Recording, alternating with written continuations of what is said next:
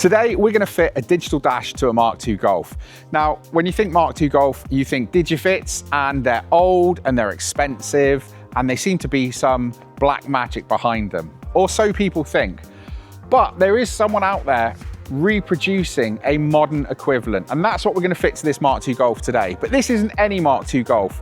This is Dave's 3.2 V6, which I believe is one of the best Mark II Golfs in the country. And once we've fitted this dash, I'm going to tell you why. We need to get this car over to the workshop and we can get started. Let's go. Okay, so when you're fitting a digital dash to a Mark II, the typical option is to fit the Digifiz, which is the original system that came with the car. The trouble is, in the UK, finding a right-hand drive one is going to be mission impossible. I don't even know if we must have got Digifiz as an option here. I've never seen a set of mile-per-hour clocks myself. No, so I think there is someone online who'll convert them to miles per hour, but again, you're still fitting something that was really, in essence, an electrical component built in the 80s. So yeah, it's got to be getting on a bit, I think. Whereas you could buy this from Duplex Digifiz for around €800.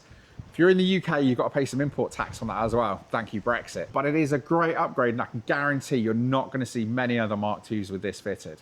So what comes in the kit? You've got the clocks, which look fantastic. They're completely redesigned. It's not like a Raspberry Pi or anything. It is, I mean, you can't really see because it's plastic covers, but it's a completely new circuit board. First impressions, it looks like a really good kit. You've got all the bits to fit to make it plug and play for your Mark II. So let's see how we get on, shall we? Dave? Easy. I'll let you do the honors. This brings back memories. I think the very first video we did on this channel was removing a dash cluster on a Mark II. But basically, you've got to remove the screws to remove the surround. Then behind the clocks here, you've got your speedo cable. So you just need to disconnect that from either going around the side, or you can go up underneath the bottom. And then you pull the clocks forward, remove the single connector if it's a CE2 car. If it's an earlier one with CE1, it's going to have twin connectors, one either side. And that's it. In the box comes the clocks, this replacement speedo cable, which is a digital cable, and then you've got the speedo sender that goes into the box. Now, this isn't a standard Mark II Golf, obviously, so some modification had to be made because this has got the box out of a VR6 Corrado, not a Mark II Golf. So Dave had to get a replacement sender unit for a Mark IV Golf off of eBay, nice and cheap, and it does the job. Behind the dash here, we've got this blue replacement speedo cable that Dave's run up here. Now, as you'll have seen underneath the engine bay, Dave's isn't blue. Dave being Dave, he's wrapped it in loom tape to make it nice and subtle so it doesn't stand out. You can see here, it comes through and then that plugs into the back of the clocks. This is the only fiddly bit. I'm actually looking through the window. And the other one, I made sure that I made a nice long speedo thing, so this just pops out.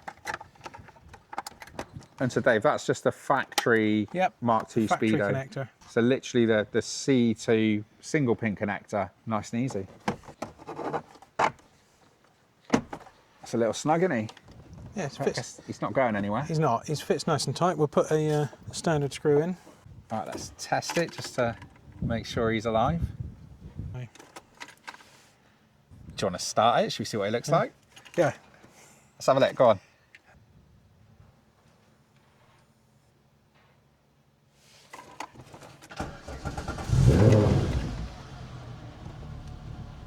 Oh, it's got a nice needle sweep.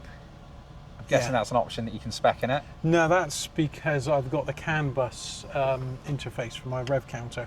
To get the 3.2 talking to a normal set of Mark II clocks, you've got to get a CAN bus interface, pull the rev counter signal out and then spit them in. And I used to have a needle sweep.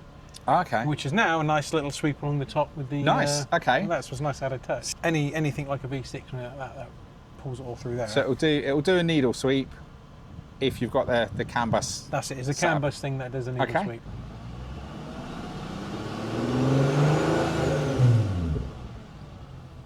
Okay, so with that tested, I mean, it is that easy. I mean, I'm really impressed with that. So I guess let's get it buttoned up, put the dash back together, and yeah, we'll take it for a run.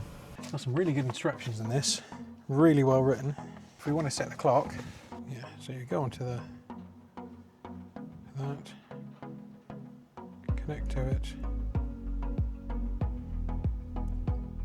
There you go. And then we go into control, set the time, set the clocks, and there you go. It's just set the clock for us. That's taking that straight off your phone. Yep. Nice and easy. Really nice and easy. And I want to configure the rev range. So what we need to do, because I've configured this to change the colour to green to match the rest. Okay, yeah. Because they did used to look like the yellow. Engine RPM calibration factor. Yeah, so what I need to do is I need to tell it what the revs it revs up to. Maximum RPM, that's what I want. So I need to tell it the engine revs to 7.2, but the clocks in the speedo drive will record up to 8,000. Okay. So it meant it wasn't reading quite accurate. So to change that, what we have to do is to go in and put parameter 18 back to 8,000, and there we go. That's better. And just like that, it's not that scary. A couple of little adjustments just to customize it to the car and you're good to go. Inside the car, we've got the clocks fitted. Really simple, really straightforward. If you talk us through what we've got here, Dave. What's this thing here for a start? Is it an LED or? That's a really nice touch they've done. They've actually put a light sensing diode. So it dims and brightens the LEDs depending on what the light source is. So it doesn't go off the light switch, so it doesn't need that input. It just looks at what the ambient light's like and dims it or brightens it according to that. And you can set that as well. You're all customizable. You said earlier you spec'd some bits and pieces on this. So what is it that you opted to have as options on this? They've actually catered to all kind of Mark II Golfs. They've even done for Mark I now. So when I bought it, I had to tell it was a CE2 car. It revved up to 8,000 RPM. It was a UK spec, so MPG, and everything was in miles an hour as opposed to kilometers an hour and litres per 100 kilometers. And yeah, it came spec'd as a completely UK car. And looking at it, so has it got an MFA that works? Or? Yeah, there's an MFA on it. Okay, so let's see what we got here. So you can see from there, we've got the time, mileage, miles per gallon, miles per hour, oil temperature and outside air temperature. Neither of those two work at the minute because I've nobbled the sensors off for external gauges. So just looking at this, because I'm looking at doing a very similar conversion with that 3.2 I've got in the barn. And at the moment, it's got I think it's got Mark III clocks in it. I don't really know if the MFA works. Now I wanted to go back to Mark II clocks, but again, I'd have to try and get the MFA to work. That should work fine because, well, especially with anything like this, because it all goes in via the fuse box. Yeah. So as long as you've got a CE2 fuse box, it'll all go back through that and then it'll make its way back out to the clocks. So if I fit the standard clocks, I should be able to get the MFA working. Oh yeah, pretty definitely. Sure. Yours used to work, yeah? Yeah, okay. Used to work. But if I go for something like this setup, obviously it's all kind of plug and play from a dash point of view, and as long as all of the... So as long as it all worked before, it'll work with the new setup.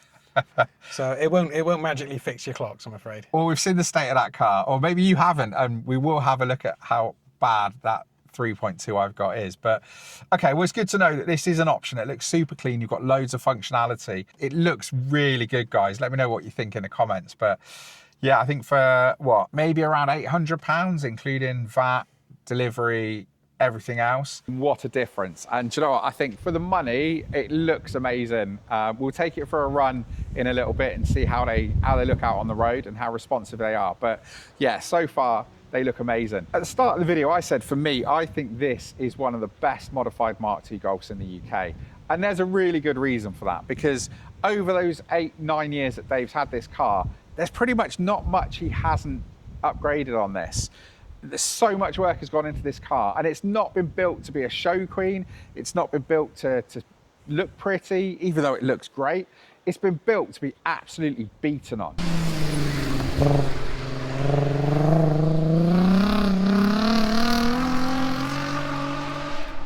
When this car was first put together, its official shakedown, if you will, was a trip to the ring, wasn't it? I went to the ring and then straight to the national meet. Yeah. So, and this hadn't been built for very long, had it? No, it had literally been on the road a month or two. So from day one on this conversion, it's been driven hard, and this car has evolved over time and everything has just got a little bit better. So let's have a look around this car and see exactly why I think this car is so special.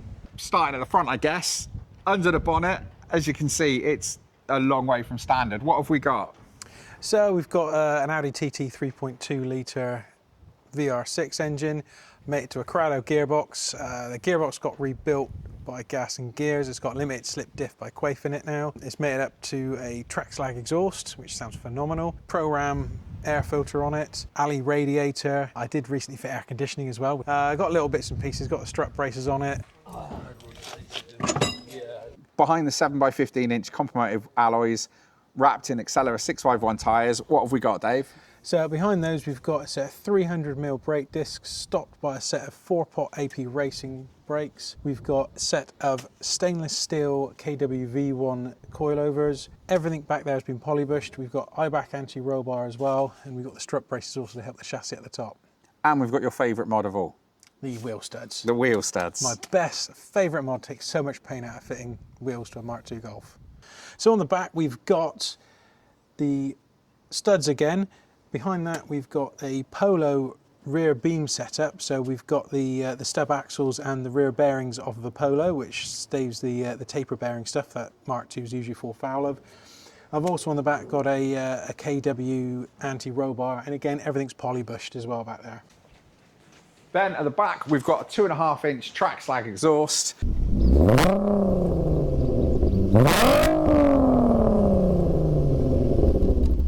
Dave, we're going to take a look at the inside of the car, but if we're getting in, we may as well take it for a drive, yeah? I don't see why not. All right, let's go. Pulling away is so quiet. It could be any other car. Out on the open road is what makes this car so special. This car handles so well. I mean, this is the perfect car for driving down these B roads. The twists, the turns, the bumps. So even though this car is so modified, the coilovers, the brakes, the tyres, the engine, the box, everything works so well together to make this a great drive down these little country roads. And how do these clocks look in the bright summer sunshine? I mean, they're clear as day. Perfect. Now, heading back to Dave's unit, we're going to have a quick look at all of the upgrades that he's done inside. Talk us through some of the bits you've done in here. Obviously, we've done the dash upgrade today. Well, I've got the time, you got the miles, you got the MPG, you got the miles per hour, and if I had it plumbed in, you'd have the oil temperature and the outside air temperature as well. Okay, and then you've got the 57 next to the fuel gauge. So that's how many litres of fuel I got left. So I filled it up before coming down here. And so that 57, that counts down to 0? It does, yeah. So it counts down, it gets to about 10, I think, and then the little reserve light comes on, which is quite nice. That is pretty cool. But what else have we got? Because there's so much going on in here. Yeah, this is pretty busy for modifications in here. Yeah, we've got the dash, we've got air conditioning, we've got the heated seats, we've got the Blaupunkt head unit, we've got the 3D printed cup holders. Got electric windows that didn't come standard on this car. Down here we've got the O2J shifter with the anniversary gear knob on it, and underneath that we've got my 3D printed spacer that I designed to get to your normal stock Golf heat surround. And off the back of that as well we've also got a US spec handbrake gator. And we've got audio escape door pods with 6.5-inch speakers. We're also sat in these lovely Corrado seats that I've covered to make look like stock Mark II seats. So they're Corrado seats. So why have you fitted Corrado seats? I like to do a bit of track work in the car, and unfortunately I don't fit in a Mark II Golf GTI seats with a crash helmet on. My head touches the ceiling. So what I've done is I've got some Corrado VR6 seats, and I had someone cover them up with the stock standard ultraviolet material, just so they look a bit more standard to the car. And at the time you did that, you added the heated seat pads I did, as well, yeah, and that's when the heated seats went in as well, which made it much nicer to drive in the winter. And we've got a Headliner World black headliner. Yep, that fitted really well. eBay's finest. Yeah, no, really happy with it. Went in really nicely. And Dave hasn't neglected the bodywork either. This went in for a full windows out respray when this was first built. Now, looking at all of that, I hope you can see why I think this is one of the best modified Mark IIs. It's not just because of everything that's been done to it, but it's the fact that this car actually gets driven. It gets hammered at every available opportunity, on and off track, legally, of course. It's not a show queen that's all dressed up with just no engine work done. It is a fully modified, fully sorted Mark II Golf. And it's just, yeah, going out in this thing is amazing. So Dave, with that in mind, I mean, you've done so much to this car, and we didn't even notice that you've changed the air intakes for the brakes as well. Yeah. So with all of that in mind, what's next? There's not an awful lot left I really want to do with it. I'm going to refurbish the wheels. I think maybe put them up a shade or two. Yeah. I'd like some slightly better suspension. Better than KW's? Well, I might go to the V3s, or I like something that's got a little bit of adjustment to it. Maybe some BCs? I think BCs have got a lot of good rep at the minute. Okay. I think I might end up investing in a set of them, something like that. But yeah, there's not a huge amount. I do want to complement the dashboard with some of those little mini Digifiz gauges you can get. So I quite like to reinstate the oil temperature on the MFA now I've got that dash. And then I'll probably put oil and voltage on my last two switch blank. But more or less, it's just a case of driving, enjoying it. So guys, what do you think? I mean, you know how I feel about this car. Dave's super excited, and Dave's put in so much work over the last 8 or 9 years that he's owned it. So let me know in the comments, is there anything else you think that could be done to this Mark II, or is it pretty much perfect? Yeah. You said you wanted more Mark II Golf content. Well, here it is. We've got arguably one of the most sorted Mark II Golfs that's on the roads at the moment. So with that in mind, let me know in the comments what you think. Thanks ever so much for watching, and I'll see you on the next one.